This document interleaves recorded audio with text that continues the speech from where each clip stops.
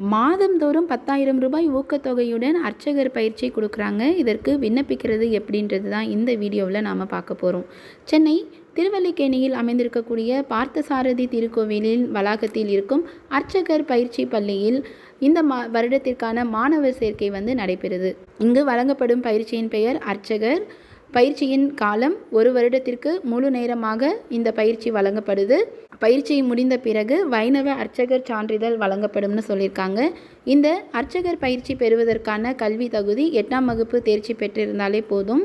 வயது வரம்பு 14 வயது முதல் 24 வயது வரை இருப்பவர்கள் இந்த பயிற்சி பெறுவதற்கு விண்ணப்பிக்கலாம். இந்த பயிற்சியில் சேரக்கூடிய மாணவர்கள் ஒவ்வொருவருக்கும் 10,000 ரூபாய் ஊக்கத்தொகையாக மாதந்தோறும் வழங்கப்படும்னு சொல்லியிருக்காங்க. அது மட்டும் இல்லாமல் தங்கும் இடம், உணவு, உடை, பாடப்புத்தகங்கள் அனைத்துமே இந்த கோவில் சார்பாக வழங்கப்படும்னு சொல்லியிருக்காங்க.